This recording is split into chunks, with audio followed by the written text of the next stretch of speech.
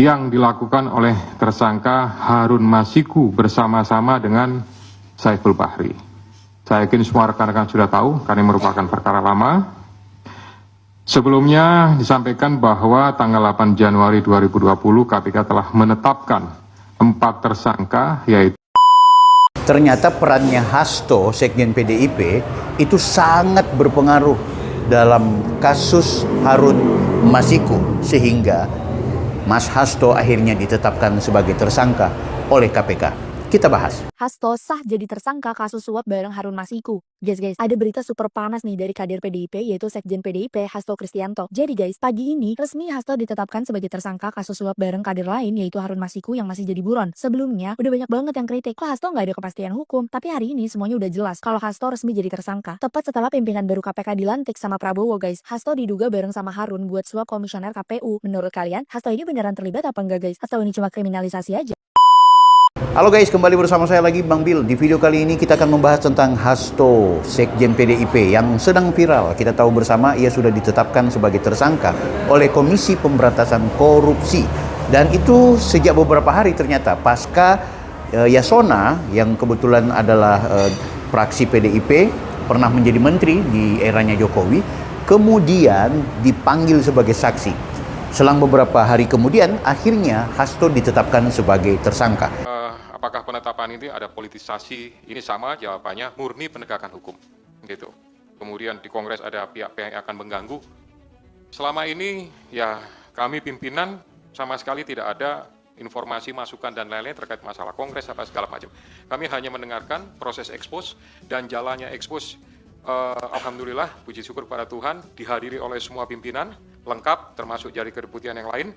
Ya, jadi posisinya artinya kedeputian di penindakan, tapi dari direktoratnya lengkap, gitu. Ya, sehingga menurut saya keputusannya diambil secara bulat, dan itulah yang menjadi sprindik tersebut.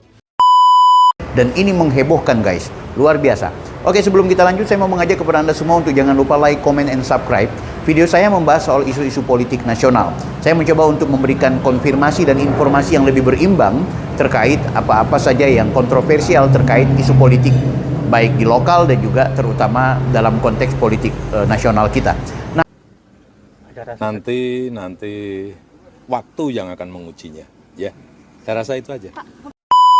Nah, kali ini yang memang sedang diramaikan adalah isu tentang Pak Hasto yang ditangkap atau ditersangkakan oleh KPK guys. Nah, dari sini menurut saya penting untuk kita gali. Sebenarnya apa yang membuat Pak Hasto kemudian ditetapkan sebagai tersangka? Sejauh mana peran dan kontribusi Pak Hasto untuk kemudian menjadikan dirinya sebagai tersangka? Padahal belum lama ini kita mengetahui di podcast dan juga informasi yang disampaikan langsung oleh Sekjen PDIP ini bahwa dia menganggap bahwa dia tidak terlibat. Apalagi dia malahan mengatakan yang menjadi korban dari proses suap menyuap atau kasus korupsi yang terjadi antara Harun Masiku bersama Wahyu Setiawan yang merupakan komisioner KPU RI tersebut, itu ternyata Harun Masiku adalah korban menurut Hasto. Harun Masiku ini kan sebenarnya dia korban. Karena dia punya hak konstitusional saat itu berdasarkan keputusan Mahkamah Agung. Nah, ternyata guys, Harun Masiku yang kita kenal sampai dengan saat ini masih buronannya KPK yang belum ditangkap-tangkap.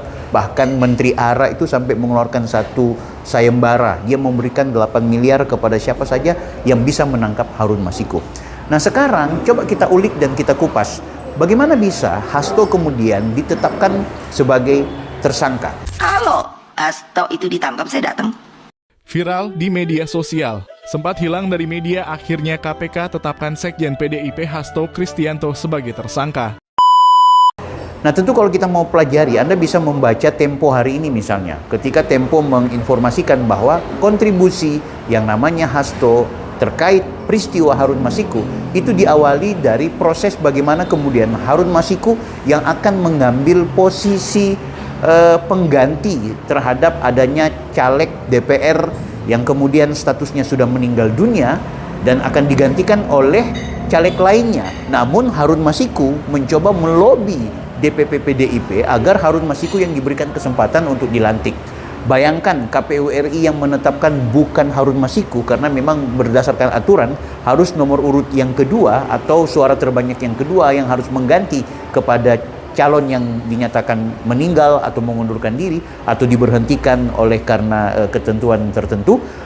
Tapi Harun Masiku mencoba untuk mengambil alih, guys. Saking bagaimana kemudian DPP ingin mengambil kesempatan juga untuk memperjuangkan Harun Masiku, Anda bayangkan DPP pun akhirnya menggugat ada peraturan KPU itu ke Mahkamah Agung. Ini berjuang itu dengan jalur-jalur konstitusional, dengan jalur-jalur hukum. Harun Masiku itu mendapatkan keputusan Mahkamah Agung. Artinya peranan motor penggerak PDIP ini yaitu Hasto itu sangat berkontribusi untuk memperjuangkan Harun Masiku agar memenangkan pertarungan sehingga dia kemudian mendapatkan jabatan. Namun karena KPU RI bersikukuh, ya, KPU RI waktu itu kalau tidak salah ketuanya masih Pak Arief Budiman, dia menyatakan ya nggak bisa, tetap yang akan menggantikan orang yang sudah meninggal dunia, caleg yang terpilih, maka itu harus mereka yang memiliki suara terbanyak kedua. Kan gitu. Sementara Harun Masiku berada di posisi yang kelima, guys. Nah, ini menarik gitu. Nah, akhirnya karena sudah menang di Mahkamah Agung, namun tetap KPU tidak bisa mengambil jalan pintas, harus menyesuaikan dengan produk hukum yang sudah dibuat oleh KPU itu sendiri, maka kemudian jalan pintas dilakukan oleh Harun Masiku, yakni dengan melakukan tindakan suap kepada Wahyu Setiawan yang merupakan komisioner KPU RI saat itu.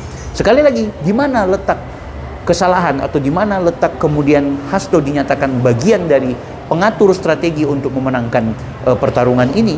Ya, tentu pertama adalah soal bagaimana etikat atau bagaimana perjuangan dari seorang Hasto untuk bagaimana akhirnya Harun Masiku itu harus dimenangkan.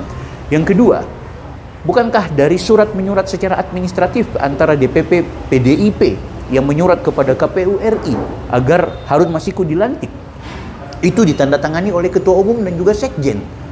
Ini menarik, yaitu Hasto dan tentu dengan Ibu Megawati Soekarno Putri. Nah, yang ketiga yang jangan dilupakan adalah perjuangan adanya kuasa hukum yang dilakukan oleh Harun Masiku lewat DPP. Itu kan juga berdasarkan pengetahuan oleh Hasto itu sendiri.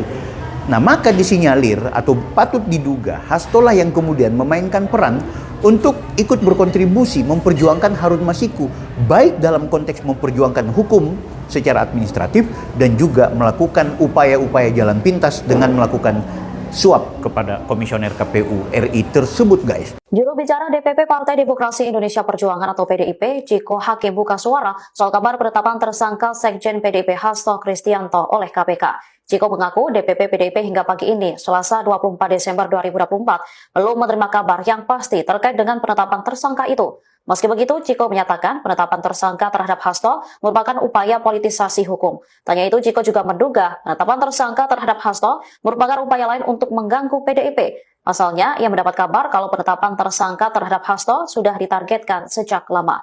Upaya ini disebutnya bertujuan untuk menenggelamkan partai yang diketuai oleh Megawati.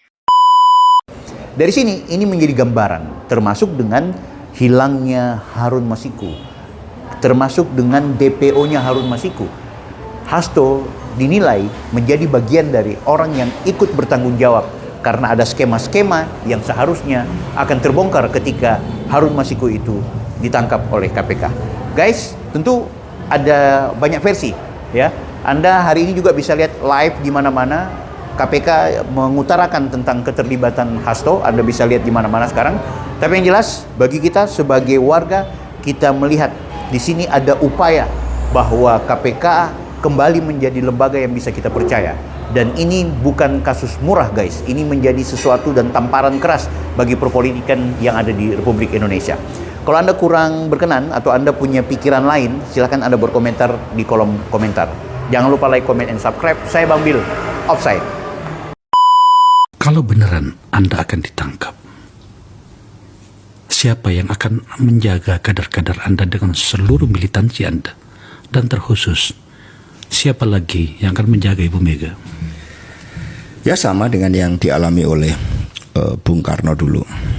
Ketika beliau di penjara di Sukamiskin, itu Bung Karno sudah menulis bahwa ya akan berakhirlah seluruh perjuangannya. Beliau sudah berpasrah kepada Allah Subhanahu wa taala. Tapi ternyata itu kemudian menciptakan suatu benih-benih baru, membangun suatu kesadaran.